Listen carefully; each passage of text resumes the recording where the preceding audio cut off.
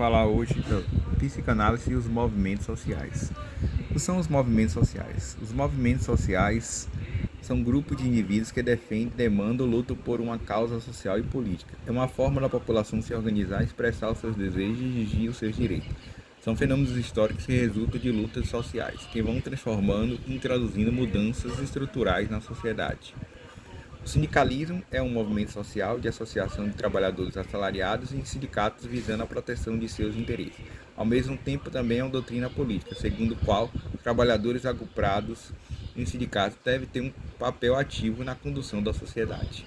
Sindicalismo no Brasil, com a abolição da escravatura e a proclamação da República, a economia se diversificou e as atividades manufatureiras surgiram nos centros urbanos e no litoral brasileiro, atraindo levas de imigrantes vindo da Europa.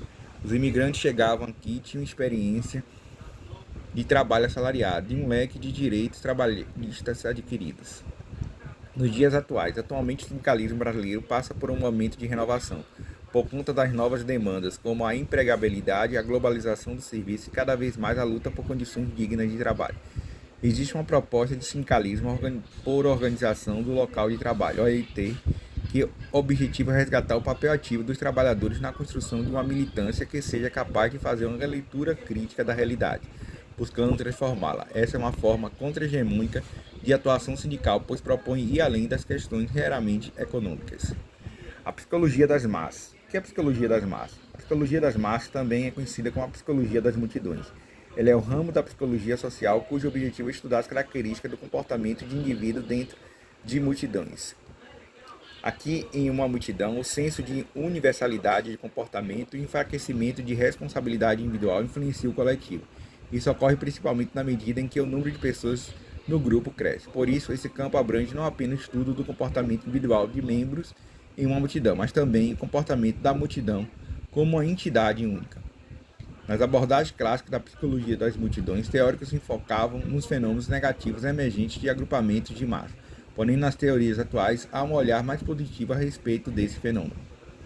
A teoria freudiana. A teoria freudiana afirma que, quando uma pessoa se torna membro de uma multidão, sua mente inconsciente é liberta. Isso acontece porque as restrições do superego são relaxadas. Dessa forma, o indivíduo tende a seguir o líder carismático da massa. Nesse contexto, o controle do ego sobre os impulsos produzidos pelo id diminui. Consequentemente, instintos normalmente confinados na personalidade das pessoas vêm à tona. A psicologia das massas de Freud. A teoria do contágio. A teoria do contágio foi formulada por Gustave Le Bon. Essa teoria afirma que multidões exercem uma influência hipnótica sobre seus membros, uma vez que eles são protegidos anonimamente. As pessoas abandonam sua responsabilidade individual e, dessa forma, eles cedem às emoções contagiosas das massas. Assim, a multidão assume vida própria, agitando emoções e conduzindo pessoas para a irracionalidade.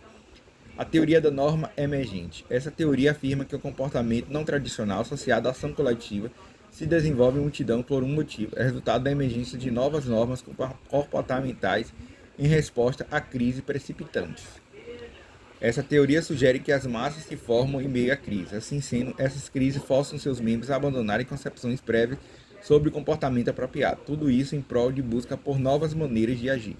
Quando a multidão se forma, não há norma particular governando o comportamento da massa e não há líder. Porém, a multidão foca naqueles que agem de maneira distinta. Nesse contexto, a distinção é tomada como uma nova norma para o comportamento da massa. A teoria da identidade social, Eric Duff e John Toner formularam essa teoria em anos 60 e 80 com o propósito de explicar a ação de multidões. O aspecto mais significativo da teoria da identidade social é o desenvolvimento através da teoria de autocaracterização. Precisamos dizer que a tradição da identidade social assume que as massas são formadas por múltiplas identidades. Essa, por sua vez, constitui sistemas complexos, ao invés de um sistema unitário e uniforme. Essa teoria destaca a distinção entre identidade pessoal, individual, e a identidade social. Essa última diz respeito como cada pessoa se entende como membro de um grupo. Embora tais termos possam ser ambíguos, é importante salientar que todas as identidades são sociais, isso no sentido de definir uma pessoa em termos de relações sociais. A teoria da identidade social também menciona as categorias sociais que são fortemente associadas a tradições ideológicas. Por exemplo, catolicismo, islamismo. Em alguns casos, identidades sociais podem ser ainda mais importantes do que a sobrevivência biológica.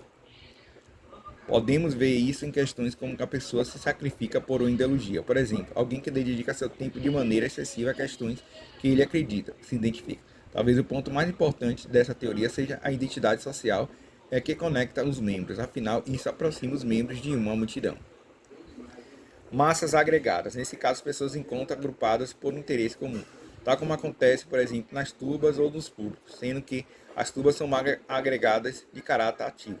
Mas, além disso, são geralmente violentas e podem ser classificadas de certas formas agressivas, por exemplo, um protesto, evasivas, por exemplo, no caso de um incêndio, aquisitivas, como no caso de saldos ou liquidações, e expressivas, como, por exemplo, em reunião religiosas.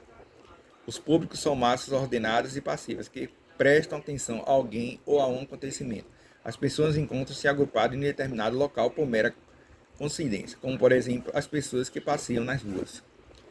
Grupo de massas sem proximidade física. Esse grupo é também conhecido como grupo de massa difuso no espaço e no tempo. São eles que englobam todas as situações em que as pessoas não se veem, não se ouvem, não falam.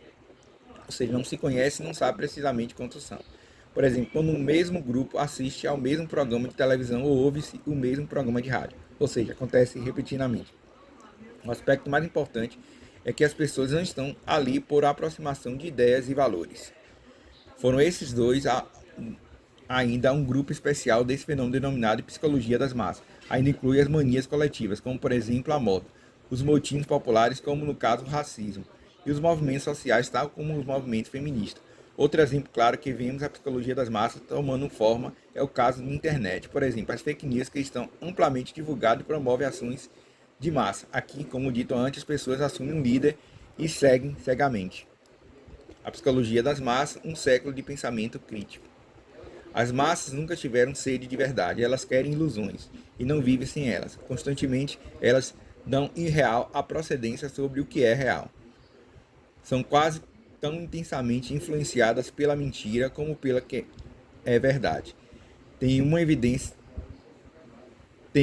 evidente tendência a não distinguir entre as duas, segundo Freud.